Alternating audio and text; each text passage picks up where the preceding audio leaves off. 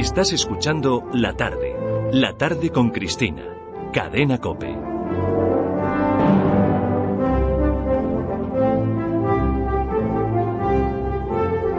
Pues vámonos a una de piratas, puesto que hay una buena forma de vivir la vida, que es leyendo y recordando la historia, imbuyéndonos de lo que éramos y aprendiendo desde allí a vivir el futuro. ¿Que hay cosas que le preocupan de la realidad? Bueno, pero hay cosas que puede aprender con nosotros en nuestro espacio de la gesta de la historia española con José Javier Esparza. ¿De qué hablamos hoy? Pues hoy vamos a hablar de un personaje mucho menos conocido de lo que él merece. Un capitán mallorquín, un marinero que era marino mercante al principio, Toni Barceló, que terminó siendo el hombre que acabó con los piratas berberiscos en el Mediterráneo. O sea que vamos de piratas hoy. Hoy vamos de piratas. Estamos acostumbrados a ver el Mediterráneo con la estampa playera del verano, ¿no? O sea, una gran playa gigante que hay aquí para que venga el proletariado de la Unión Europea, todo eso. Bueno, hubo un tiempo en que fue un sitio peligrosísimo, plagado de piratas, donde nadie vivía en las costas por la amenaza de los ladrones del mar, que todos que saqueaban el litoral pues periódicamente un par de veces o tres al año. Y no hace mucho de todo esto. La piratería berberisca fue un azote para nuestro Levante hasta bien entrado el 18. Y dejó de serlo, porque en España hubo marineros excepcionales, y uno de ellos fue el mallorquín Antoni Barceló, un marino mercante que empezó a navegar con apenas 12 años y que murió a los 80, como teniente general de la Armada. Por el camino, inventó las lanchas cañoneras y destrozó 2 veces las bases piratas en Argel. Un prodigio.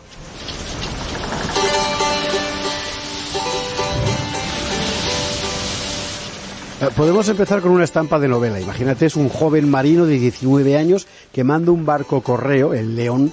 Es un barco que sirve la ruta postal entre Mallorca y Barcelona. Este joven capitán nuestro, en su primera singladura como patrón, se encuentra de repente en peligro porque hay 2 barcos piratas argelinos que aparecen en lontananza.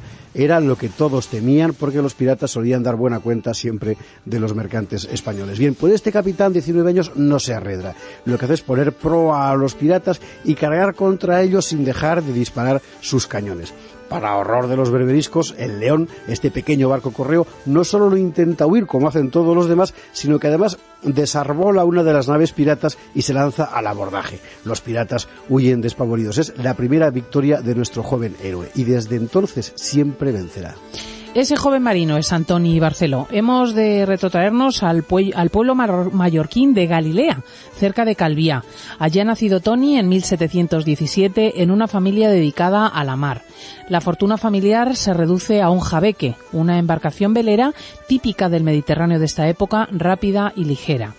Don Onofre Barceló, el padre de Toni, ha obtenido la concesión del servicio postal entre Palma y Barcelona. Toni embarca con el padre desde los 12 años, pasa por todos los puestos de la marinería, desde grumete hasta piloto. Y cuando muere Onofre, Toni hereda el barco. Tiene solo 18 años y para él, como para todos los marinos de aquel Mediterráneo, hay una obsesión: los piratas berberiscos.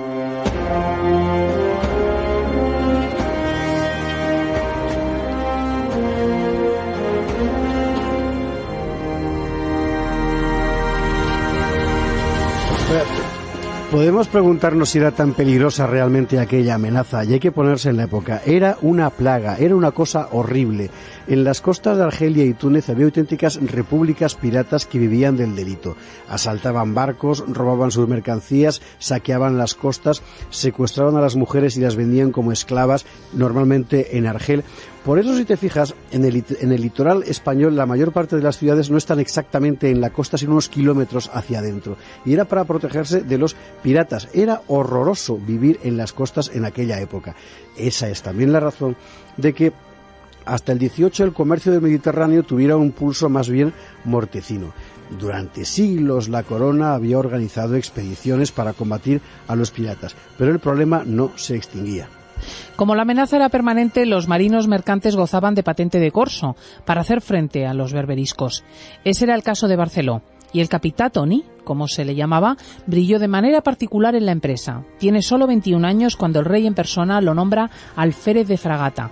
Y es un honor inusual, un grado militar para un marino mercante, un plebeyo que se convierte en oficial de la Armada y caballero, privilegio entonces reservado a la nobleza. ¿Qué había hecho Barceló? Nos lo cuenta el propio rey, Felipe V, en estos términos. por cuanto en atención a los méritos y servicios de Antonio Barceló, patrón del jabeque, que sirve de correo a la isla de Palma de Mallorca, y señaladamente al valor y al acierto con que lo defendió e hizo poner en fuga a 2 goletas argelinas que le atacaron, en ocasión que llevaba de transporte a un destacamento de dragones del regimiento de Orán y otro de infantería de África. Vengo en nombrar a don Antonio Barceló alférez de fragata de mi Real Armada, a 6 de noviembre del año de nuestro Señor de 1738. Yo, el rey.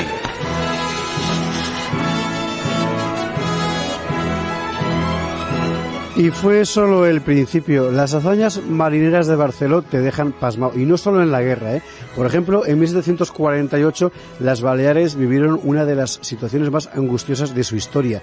Resulta que las malas cosechas habían privado de alimentos a la gente de las islas y, para colmo, una sucesión de temporales hacía dificilísimo el abastecimiento por mar. Era realmente angustioso, se estaban muriendo de hambre. Bueno, pues en esa situación el jabeque de Barceló fue el que aseguró la comunicación permanente con Barcelona, desafiando las tempestades. Tan notorio fue lo que hizo que una vez más la corona quedó impresionada, y por este marino que aún no había llegado a los 30 años, y le otorgó el título de teniente de fragata. Ese mismo año ocurre algo dramático. Una flota pirata captura un barco español con 200 pasajeros, entre ellos 13 capitanes del ejército. Y entonces la corona piensa en Barceló para organizar una expedición de castigo. La lucha contra la piratería se había convertido en el destino del capitán Tony.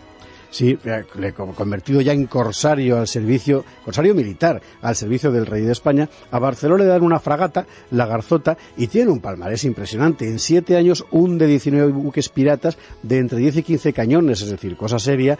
Hizo 1.600 prisioneros, liberó a más de 1 millar de cristianos que habían caído esclavos de los moros de estas repúblicas piratas, en fin. El problema podía haber terminado para siempre, pero los piratas tenían buenos padrinos. ¿Sabes quién? Venecia.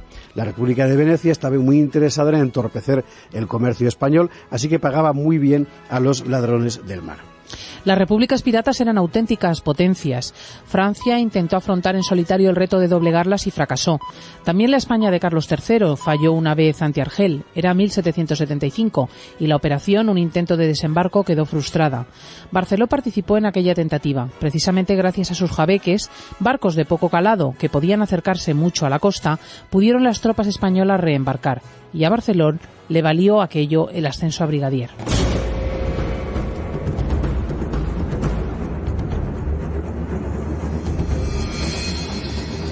Hay que decir, para la mentalidad de Barcelona es muy importante, a él lo que le gustaba era pelear de cerca, el combate de cercanía, era un tío muy echado para adelante, y lo que le gustaba era eso. Por eso prefería sus jabeques, que eran barcos pequeños, a otros de mayor empaque.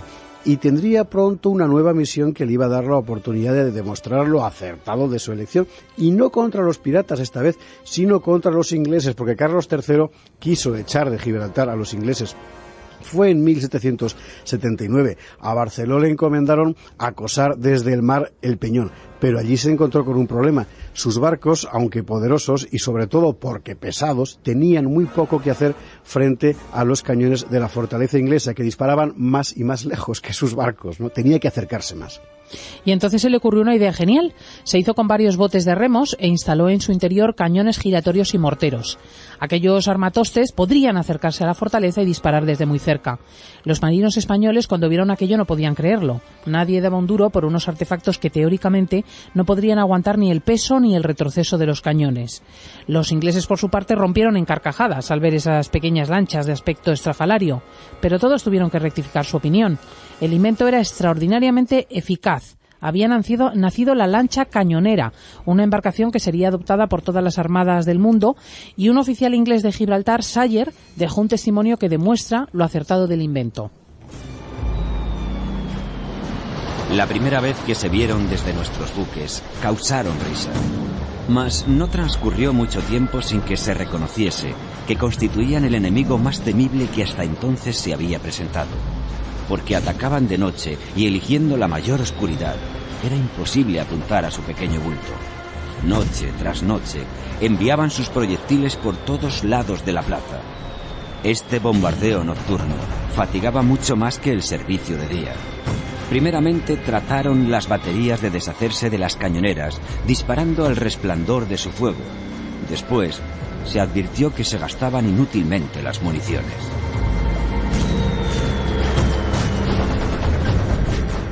O sea que otro éxito de este caballero, que además de ser un tío muy valiente y muy echado para adelante, era realmente muy ingenioso, muy ingenioso. Ahora, era muy ingenioso, pero era casi analfabeto. Él era un marino mercante, era un marinero de pueblo. Se había encontrado en esa situación por puro arrojo y por puros méritos, de tal forma que para la gente de la armada oficial, digamos, los nobles, era, ¿cómo decir?, pues, le hacían un poco como de menos. Muchos intrigaron contra él. Para muchos marinos de carrera, dice, bueno, discutían la capacidad de mando de un hombre sin estudios, autodidacta enteramente, que apenas sabía escribir su nombre. Además le pasaba una cosa: de tanto vivir con los cañones se había quedado completamente sordo. Barceló no oía apenas nada. En fin, hay muchos que le quieren quitar del medio. En 1783 tiene ya 66 años, para la época empieza a ser un anciano. Bueno, pues incluso en esa situación, pese a todo, pese a las intrigas, a la gente que le desdeña, se imponen sus méritos por sí solos. Se le asciende a teniente general y Carlos III le da el mando de la que va a ser la gran misión de su vida. ¿Cuál? Pues siendo Barceló no puede ser otra que acabar de una vez con los piratas de Argel.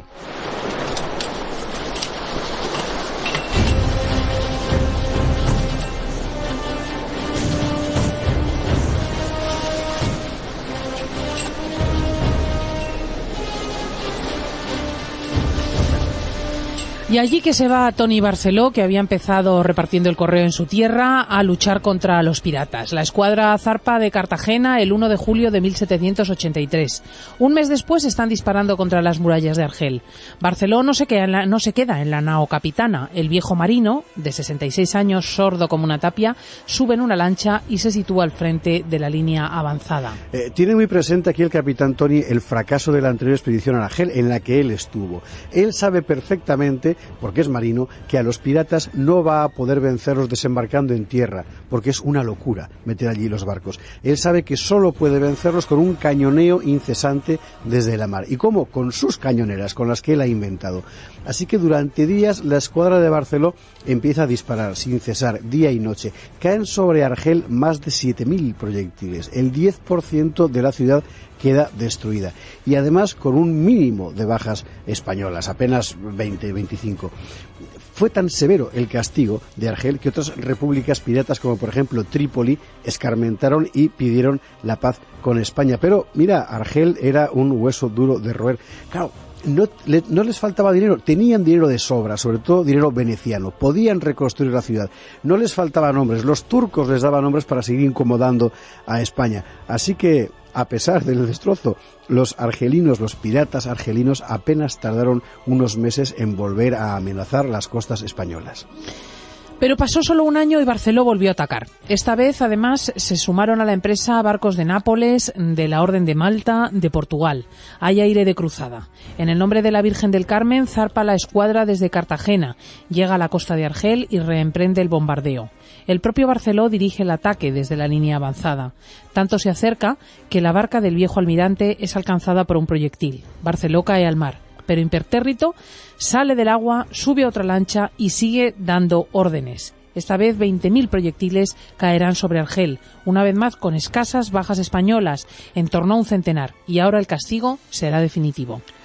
Absolutamente definitivo. Argel firmó la paz con España en 1786. Ya no podía más. Túnez hizo lo mismo.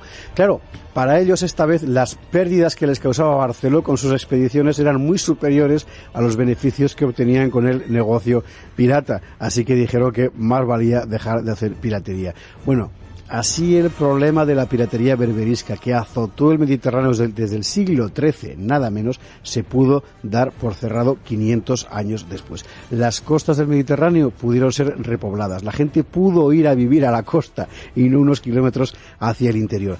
Y la prosperidad que desde entonces conocerían Barcelona, Valencia, Palma, es tributaria en gran medida del arrojo de este capitán mallorquín de la Armada Española. Barceló recibió la Gran Cruz de Carlos III.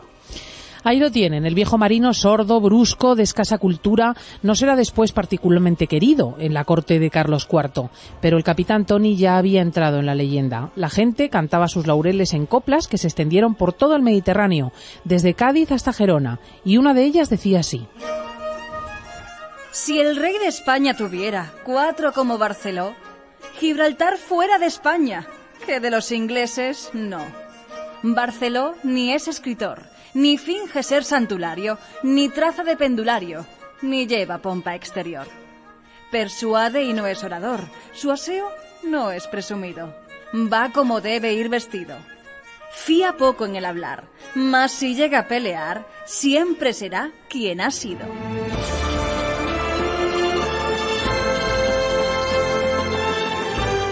Pues esta es la historia de Antonio Barceló. Qué bonita la copla que has sí? encontrado, Esparta. Fíjate que porfía con Gibraltar ya desde entonces. Qué inquina popular, ¿no? Te puedes imaginar que esta es la historia del capitán Tony, un marino mercante que a fuerza de arrojo y de inteligencia llegó a almirante de la Armada Española.